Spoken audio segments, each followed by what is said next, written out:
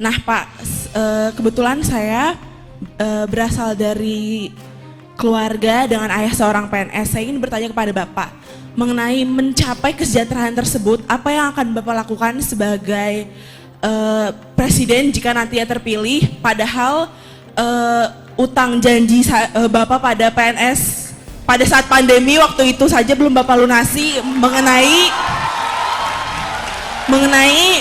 pinjaman gaji para PNS yang Bapak gunakan untuk menangani pandemi pada saat itu. Bicara kesejahteraan, saya ingin sampaikan, ketika terjadi pandemi, maka pemerintah daerah, termasuk pemerintah pusat, harus melakukan penggeseran anggaran. Jadi sebenarnya berdasarkan pergub terbaru yang diberikan Pak Anies ke DPRD, Pak Anies membutuhkan uang sebesar 2,8 triliun untuk penanganan COVID-19. Momen mahasiswa UI anak PNS tagih janji Anies.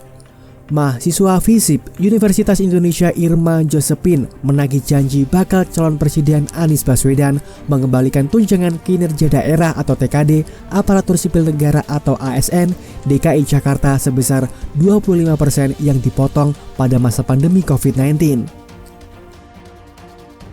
Nah, yang menjadi ironi adalah di saat yang bersamaan Pak Anies membayarkan komitmen fee Formula E 500 miliar. Lalu rencana untuk memotong TKD ASN sebesar 50%. Seharusnya kita bisa terlebih dahulu memotong anggaran 1,5 triliun untuk RTH, lalu ada juga 1,2 triliun untuk trotoar. Jadi tidak perlu memotong anggaran dari TKD ASN kita.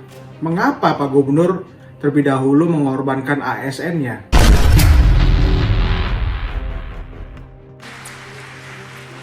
Kabarkan pada mereka bahwa ini adalah bantuan sosial dari Anda untuk mereka. Jadi ini bukan uang potongan, bukan dipotong untuk kredit, bukan. Ini adalah Anda diminta untuk mengurangi dan bukan gajinya, tapi tunjangan kinerjanya. Beberapa PNS menyatakan bahwa beberapa persen dari gaji mereka belum dikembalikan oleh Bapak. Jadi bagaimana pertanggungjawaban Bapak nantinya untuk hal tersebut dan untuk kesejahteraan Indonesia ke depannya? Untuk membantu penanganan COVID, dua aspek. Aspek kesehatan dan aspek jaminan sosial. Kenapa jaminan sosial? Karena warga diminta untuk di rumah. Dengan warga diminta untuk di rumah, maka mereka tidak bisa banyak sekali warga yang tidak punya pendapat. Sewaktu Anies menjabat sebagai Gubernur DKI Jakarta, dana hasil potongan dialihkan untuk anggaran bantuan sosial atau bansos bagi warga miskin dan rentan miskin terdampak wabah virus corona. Momen tersebut terjadi dalam forum bertajuk Kuliah Kebangsaan bersama Anies Baswedan. Irma mengajukan diri sebagai salah satu peserta yang mengajukan pertanyaan. Mulanya, Irma memperkenalkan diri sebagai anak dari seorang ayah yang bekerja sebagai PNS. Kemudian, Irma bertanya mengenai cara Anies mencapai kesejahteraan rakyat apabila terpilih. Padahal utang janji Bapak pada PNS pada saat pandemi waktu itu saja belum Bapak lunasi. Mengenai pinjaman gaji para PNS yang Bapak gunakan untuk menangani pandemi pada saat itu, ujar Irma. Jadi bagaimana pertanggungjawaban Bapak nanti untuk hal tersebut dan untuk kesejahteraan Indonesia ke depan? Tanya Irma. Kabarkan pada mereka bahwa ini adalah bantuan sosial dari Anda untuk mereka. Jadi ini bukan uang potongan, bukan dipotong untuk kredit, bukan.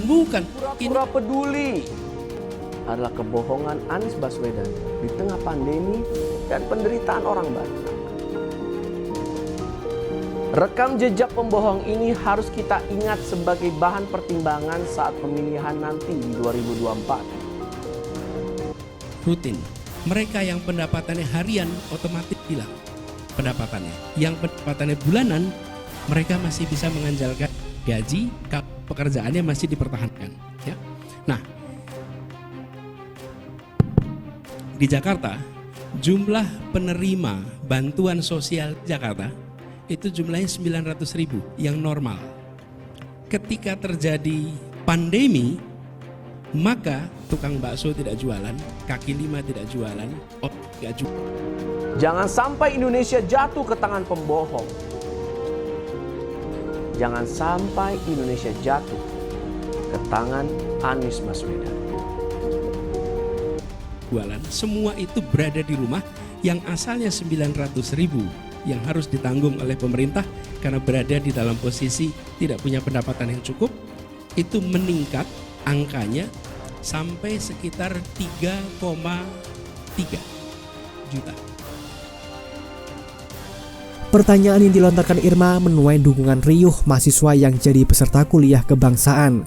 Anies lantas mengatakan bahwa dalam kondisi pandemi COVID-19, pemerintah harus melakukan penggeseran anggaran untuk menangani kondisi COVID-19.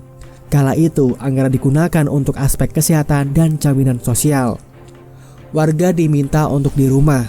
Dengan warga diminta untuk di rumah, maka banyak sekali warga yang tidak punya pendapatan rutin, tutur Anies. Menurut Anies, karena kondisi itu, jumlah penerimaan jaminan sosial di Jakarta meningkat selama masa pandemi COVID-19. Mantan Mendikbud itu mengungkap angka penerimaan jaminan sosial meningkat dari yang semula 900.000 menjadi 2,4 juta jiwa. Artinya, sebanyak 2/3 penduduk Jakarta mesti diberi uang oleh pemerintah. Berkenaan dengan kondisi tersebut, Anies lantas mengumpulkan ASN seraya menyatakan kala itu Pemprov DKI memiliki uang sebesar 1,6 triliun. Saya berbicara kepada seluruh ASN. Sekarang ini ada uang nilainya 1,6 triliun. Mau dipakai untuk 60.000 ASN atau dipakai untuk menghidupi 2,4 juta keluarga di seluruh Jakarta. Itu TKD, terang Anies.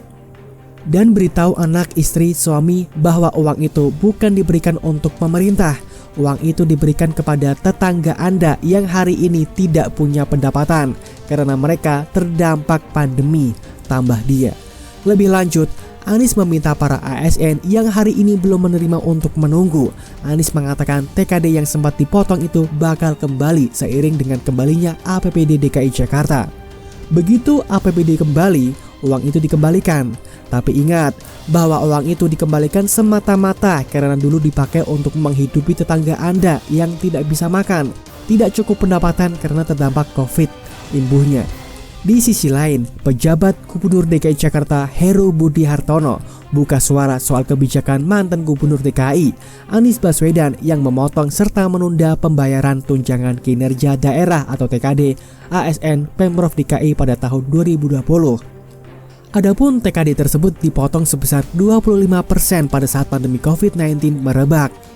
Tunjangan ASN tersebut dialihkan untuk anggaran bansos dan penanganan saat COVID-19. Namun, Heru mengatakan persoalan tunjangan itu sudah selesai dan tidak ada masalah. Itu sudah selesai. Di sini ada kepala bagian BKD. Itu sudah selesai, nggak ada masalah, kata Heru di Jakarta. Selain itu pula, Heru Budi kembali menegaskan bahwa persoalan tunjangan ASN Pemprov DKI tersebut sudah diwakafkan. Sudah selesai, diwakafkan. ASN sudah selesai ya, jelasnya.